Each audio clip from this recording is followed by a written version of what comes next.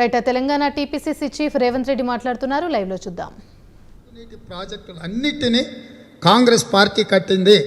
ఈ దేశంలో 1,07,000 గ్రామాలకు విద్యుత్ సరఫరాను అందించింది కాంగ్రెస్ పార్టీ. ప్రతి తండాలో సింగిల్ టీచర్ స్కూళ్ళని పెట్టింది కాంగ్రెస్ పార్టీ. ప్రాథమిక పాఠశాలలు ప్రతి కిలోమీటర్కు, ప్రాథమిక ఉన్నత పాఠశాలలు ప్రతి 3 కిలోమీటర్లకు, ప్రతి 10 కిలోమీటర్లకు హై స్కూల్సు, ప్రతి మండలంలో జూనియర్ కాలేజు, ప్రతి నియోజకవర్గంలో డిగ్రీ కాలేజు, ప్రతి రెవెన్యూ డివిజన్లో ఇంజనీరింగ్ కాలేజు, ప్రతి జిల్లాలో మెడికల్ కాలేజీలు తీసుకొచ్చి పేదలందరికీ విద్యను అందుబాటులోకి తీసుకొచ్చిన party Congress party. Public sector units NFC కావచ్చు, లేకపోతే బిహెచ్ఎల్ కావచ్చు, హెచ్ఏఎల్ కావచ్చు, ఎయిర్ ఇండియా కావచ్చు, టెలికాం కావచ్చు, ఎయిర్లైన్స్ కావచ్చు, రైల్వేస్ కావచ్చు, ఆర్టీసీ కావచ్చు, ఇట్లా అన్ని రకాల పబ్లిక్ సెక్టర్ యూనిట్స్ని తీసుకొచ్చి కోట్లాది ఉద్యోగ అవకాశాలు, ఉపాధి కల్పించిన పార్టీ కాంగ్రెస్ పార్టీ. ఇవన్నీ దేశం కోసం కాంగ్రెస్ పార్టీ చేసింది. ఈ తెలంగాణ రాష్ట్రం ఇచ్చింది కాంగ్రెస్ పార్టీ.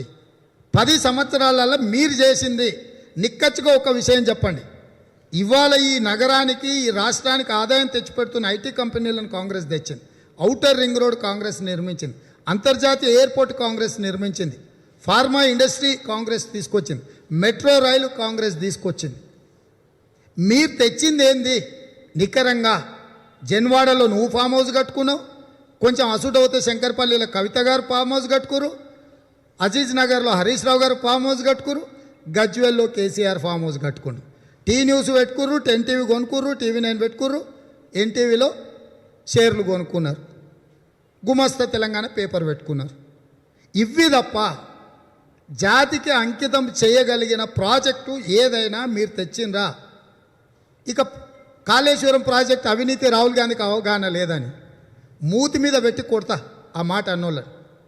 38,000 కోట్లతోని ప్రాణహిత చేవెళ్ల ప్రాజెక్టును కాంగ్రెస్ పార్టీ మొదలు పెడితే ప్రాజెక్టు రీడిజైనింగ్ల పేరు మీద 81,000 కోట్లకు పెంచి అక్కడి నుంచి ఈరోజు తాజా అంచనాలు 1,49,131 కోటికి పెంచినరు. 3వ టీఎంసీకి 25,831 కోట్లు అంటున్నారు. ఇప్పటి వరకు 81,000 కోట్ల ప్రాజెక్ట్ అంటుంది కదా. నేను స్పష్టంగా టీఆర్ఎస్ నాయకులను, ఆర్థిక శాఖ మంత్రి హరీష్ రావు గారితో నేను సవాల్ విసురుతున్నా. లేకపోతే ఐటీ శాఖ మంత్రిని అని బోడి లెక్కలు చెప్పే బోడమూతి కేటీఆర్ను నేను అడుగుతున్నా. ఇప్పటి వరకు 85,000 కోట్ల రూపాయల బిల్లులు చెల్లించారు కాళేశ్వరం ప్రాజెక్టుకి. ప్రాణహిత చెవెళ్ళ మేము పేరు పెడితే పేరు మార్చి కాళేశ్వరం ప్రాజెక్ట్ అని పెట్టినరు. ఆ రోజు ఉన్న ఆయకట్టుకు ఈ రోజు ఉన్న ఆయకట్టుకు మీరు ఎంత అంచనాలు పెంచినరు, ఎంత ఆయకట్టు పెంచినరు? 16,40,000 ఎకరాల ఆయకట్టుకు నీళ్ళు ఇస్తామని చెప్పి ఇప్పటి వరకు అందింది ఏ సంవత్సరంలో కూడా 74,000 ఎకరాలు దాటలేదు. ఇవాళ కాళేశ్వరం ప్రాజెక్టు గుదిబండయి ప్రతి సంవత్సరం 25,000 కోట్ల రూపాయలు కాళేశ్వరం మీద రాష్ట్ర ప్రభుత్వం ఖర్చును భరించాల్సిన పరిస్థితి వచ్చింది. 1 ఎకరాకు నీళ్ళు ఇవ్వాలంటే కాళేశ్వరం ప్రాజెక్టులో 45,000 రూపాయలు ఖర్చు పెడితే తప్ప కాళేశ్వరం ప్రాజెక్టుకు నీళ్ళు ఇవ్వలేని పరిస్థితి రాష్ట్ర ప్రభుత్వం కల్పించింది.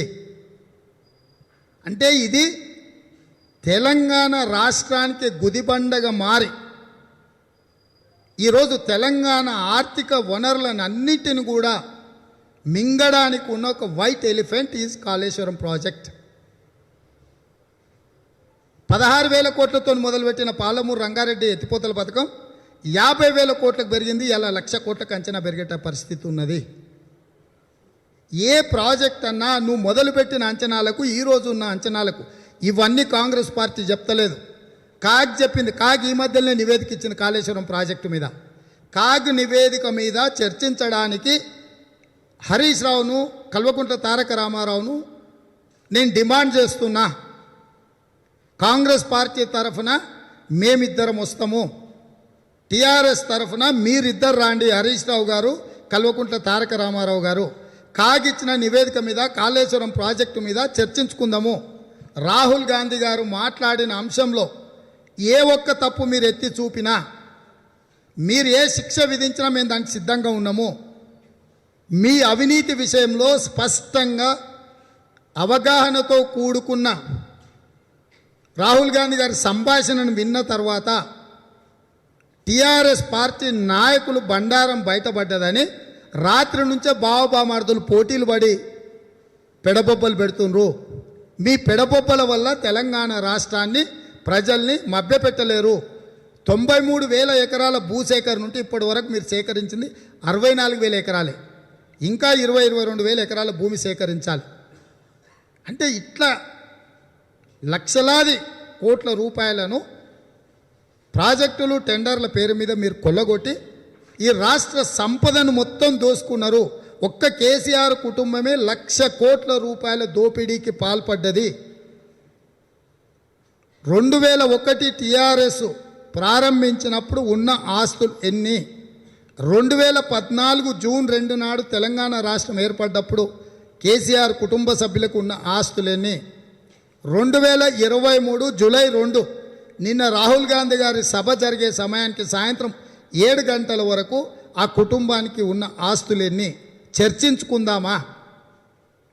మీకు చిత్తశుద్ధి ఉంటే మీరు ముందుకు వస్తారా? కాంగ్రెస్ పార్టీని రాహుల్ గాంధీ గారిని విమర్శించడం అంటే మీ మొహం మీద మీరే ఒకరెదురుగా ఒకరు నిలబడి కాండ్రించి ఊంచుకున్నట్టు తప్ప, హరీష్ ముఖం మీద కేటీఆర్, కేటీఆర్ ముఖం మీద హరీష్ కాండ్రించి ఉమ్మిస్తే ఎట్లా ఉంటుందో కాంగ్రెస్ పార్టీని రాహుల్ గాంధీ గారిని విమర్శిస్తే గట్లనే ఉంటుంది. ఇప్పటికైనా కొంచెమన్నా సిగ్గు తెచ్చుకోండి కేసీఆర్ కుటుంబ సభ్యులారా. మీరు దోపిడి దొంగల కంటే హీనము, బందిపోటు దొంగల కంటే దారుణము, దండుపాలెం ముఠా కంటే మీరు అత్యంత ప్రమాదకరమైన వ్యక్తులు. మీరు కాంగ్రెస్ పార్టీని విమర్శిస్తే ప్రజలు సహించరు. మీరు ఎట్లయితే అడ్డుకొని సభను విఫలం చేయాలని ప్రయత్నం చేసినరో ప్రజలు తొక్కుకుంటూ వచ్చిండ్రు మిమ్మల్ని, మీ పార్టీని. అది చూసినాకైనా మీకు జ్ఞానోదయం కలగాలి. నిన్నంత గొప్ప సభ జరిగితే 2 తీసేసిన తహసీల్దారులు ఆడ కూర్చొని జాతీయ స్థాయిలో మాతో చర్చలకు వచ్చినాను. ఆడికే ఉద్యోగం లేదు, ఆడ ఊళ్ళో ఎవడు అడుగుతలేడు. ఆడేవాడు వచ్చిండంటే ఈడెవరితో మాట్లాడిండంట, ఈయన జాతీయ రాజకీయాలకు రమ్మని ఆయన పిలిచిండంట. ఇక ఈయన మొత్తం లగెత్తుతాడంట గోసి పెట్టుకొని. అసలు ఏమన్నా అర్థం పర్థం ఉందా? ఎవడు పిలిచిండు, ఎవడొచ్చిండు, ఏం మాట్లాడుకుంటారు మీరు అన్ని బుడ్బుడ్కలేసాలు. కాకపోతే అదో పెద్ద జాతీయ వార్తనంట. ఆయన వచ్చిందంటే ఈయన పిలిచా, ఆయనకున్న ఉద్యోగం ఏంది, ఈయనను పిలిచేదేంది? ఇప్పుడు ప్రధాన ప్రతిపక్ష పార్టీలను పిలవడానికి మాట్లాడి నితీష్ కుమార్కి ఒక బాధ్యత ఇచ్చారు. నితీష్ కుమార్ ఏమైనా మాట్లాడిండా? అందులో ప్రధానమైన పాత్ర పోషించే కాంగ్రెస్ పార్టీ స్పష్టంగా నిన్న రాహుల్ గాంధీ చెప్పిండు, మేముండే ఏ వేదిక మీద టీఆర్ఎస్ ఉండదు, రానియము అని స్పష్టంగా చెప్పిండు. మా విధానాన్ని చెప్పినాం మేము. కాంగ్రెస్ పార్టీ విధానము విస్పష్టము. BRS plus BJP is equal to bye bye. ఫైనల్గా కేసీఆర్ బాయ్ బాయ్ అనే కాడికి వస్తుంది. ఇది కాంగ్రెస్ విధానము. మా విధానాన్ని మేము చెప్తే నీ కడుపు నొప్పి ఏందిరా నాయన, నాకు అర్థమైతలేదు. ఏంది నీ బిచ్చం బతుకు? ఇంకా మా గేటు ముందల బిచ్చం ఎత్తుకొనే వేసాము. సిగ్గుంటే అసలు మా దిక్కే చూడకు. నువ్వు సిగ్గు లేనోడు అని మేము చెప్తున్నాము. ఇంకా సిగ్గు తప్పి మాతో కూడాలనుకుంటావు, మమ్మల్ని తిట్టాలనుకుంటావు. నాకు అర్థమైతలేదు కేసీఆర్, కేటీఆర్, హరీష్ రావు విధానం ఏందో. ఏంది మీ విధానము?